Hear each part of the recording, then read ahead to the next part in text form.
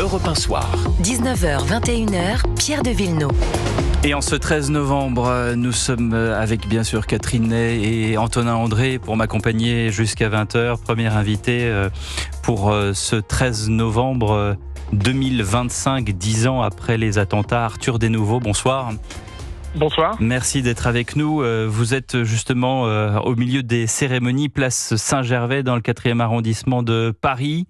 Cérémonie qui a commencé tout à l'heure à 18h avec plusieurs discours en hommage aux victimes de ces attentats. J'imagine que l'émotion est très très grande, très forte.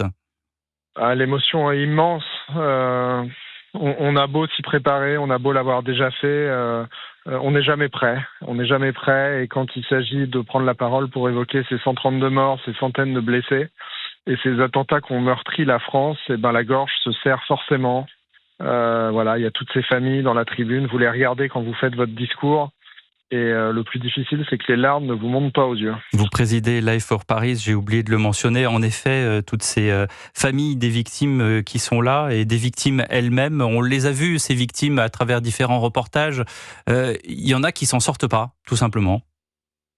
Oui, malheureusement, on est face à un traumatisme qui est hyper difficile à guérir. Si tant est qu'on puisse le guérir, on parle nous plutôt de rémission. Et donc, il faut être patient, il faut continuer à aider ces gens qui ne s'en sortent pas. Parce qu'en fait, on a très peu de points de repère sur ce genre de parcours. C'est très individuel.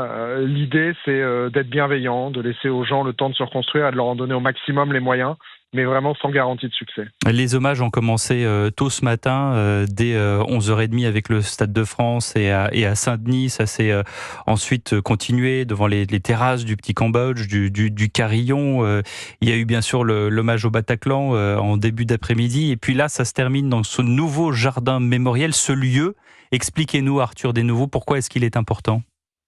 Écoutez, ce lieu, c'est la volonté des familles et de la mairie de Paris d'avoir un endroit sur lequel on puisse se souvenir et sur lequel tous les Parisiens puissent venir à tout instant. Et donc on a pensé ce lieu pas du tout comme une grande stèle mortuaire, mais comme un lieu de vie. Alors on a mis quand même beaucoup de pierres pour rappeler la difficulté de ce qui nous était arrivé, mais on a aussi voulu planter des arbres qui donnent des fruits qui peuvent nourrir les oiseaux, et que donc on transforme finalement l'envie de mort des djihadistes en un lieu de vie dans Paris. C'est la meilleure manière pour nous de leur dire « vous n'avez pas gagné et vous ne gagnerez pas ». Oui, et c'est pour Paris également la devise de la capitale.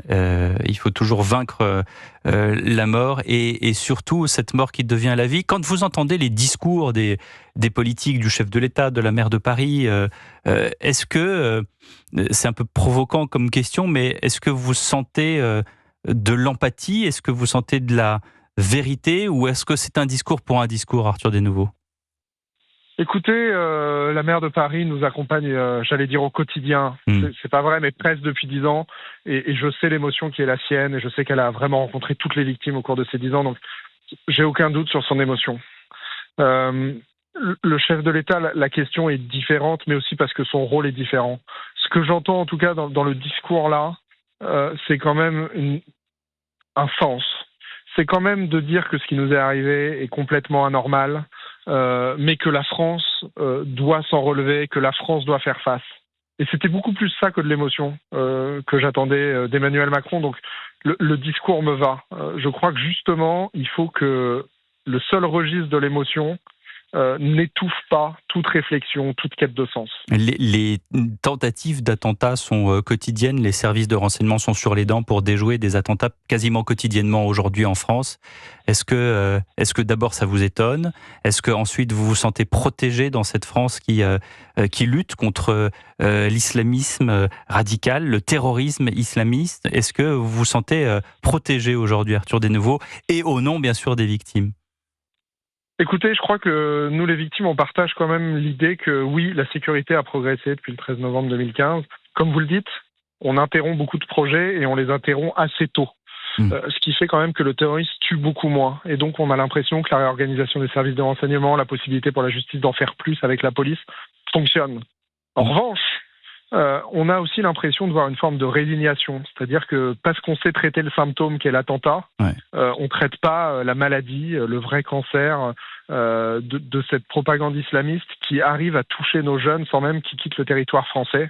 Et donc on se sent protégé, mais frustré de voir qu'on n'a pas cherché 10 ans après une réponse vraiment au fond du problème. Vous voulez dire qu'il y a un déni sur ce qu'on appelle communément l'entrisme islamiste, c'est-à-dire la propagande d'idées noires, d'idées mortifères, d'idées de s'en prendre à une autre civilisation qui n'est pas la civilisation islamiste. En tout cas, ce que je vois, c'est que les chiffres, les annonces des services de renseignement laissent penser ça. On nous dit, en effet, quasi quotidiennement, qu'on arrête des jeunes de 17, 18 ans qui ont un projet d'attentat plus ou moins mûr. C'est pas le signe d'une maladie qui est en train de se guérir, c'est le signe qu'on est prêt à repartir pour 30 ans de Vigipirate.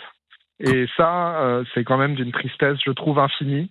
Et donc, je suis pas sûr qu'on ait pris toute la mesure du réveil qui était nécessaire pour combattre ça. Arthur Desnouveau, quand vous voyez Salah Abdeslam, qui est censé être le détenu le plus protégé de France, totalement à l'isolement, quand vous voyez qu'il utilise un ordinateur dans sa cellule avec une clé USB sur laquelle il y avait des contenus djihadistes, comment est-ce que vous réagissez ? Très ambivalent là-dessus, parce qu'il s'est fait attraper. Donc ça prouve quand même que ça fonctionne. J'aurais préféré que ça n'arrive pas. Que l'ordinateur qu'il a le droit de s'acheter, ça me choque pas. Mais qu'est-ce que ça vous dit de lui ? Est-ce que ça veut dire que même après toutes ces années, il y a encore cette volonté mortifère de commettre des attentats terroristes ?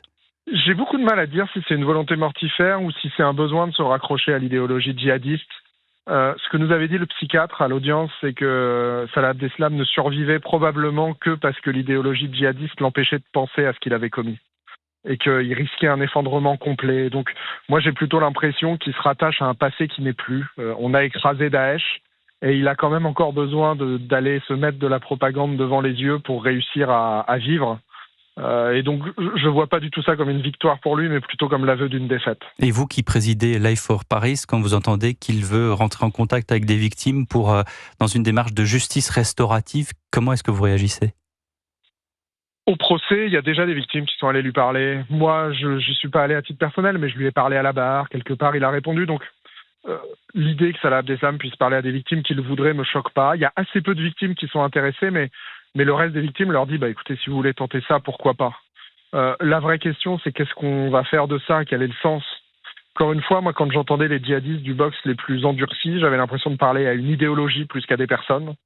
Et donc j'ai peur que ce soit un miroir aux alouettes pour les victimes qui tentent ça. Mais encore une fois, on a tellement de mal à inventer des chemins de reconstruction que je crois que c'est pas inutile de tout essayer dans un contrôle strict et sans que ce soit pour que Salah Abdeslam espère la moindre libération ou quoi que ce soit. Vraiment d'humain à humain, pourquoi pas essayer ? Éric Bothorel propose qu'on donne le prix Nobel de la paix 2026 à un certain Arthur Desnouveau. Ça vous fait plaisir ? Ça vous flatte ? Écoutez, ça me flatte. Après, j'ai les pieds sur terre. Si jamais c'était moi qui le gagnais, c'est qu'on aurait vraiment raté beaucoup de choses dans le monde vu l'état de tous les conflits. C'est un clin d'œil sympa à cette aventure qui a été extrêmement difficile. Voilà. Et donc, je la prends avec bonheur en pensant à tous ceux qui m'accompagnent depuis toutes ces années. Et cette nomination, elle est beaucoup plus pour eux que pour moi. Merci beaucoup Arthur Desnouveau, président de Life for Paris. Et les cérémonies continuent place Saint-Gervais dans le 4e à Paris, dans ce nouveau jardin mémorial du 13 novembre 2015. Merci beaucoup.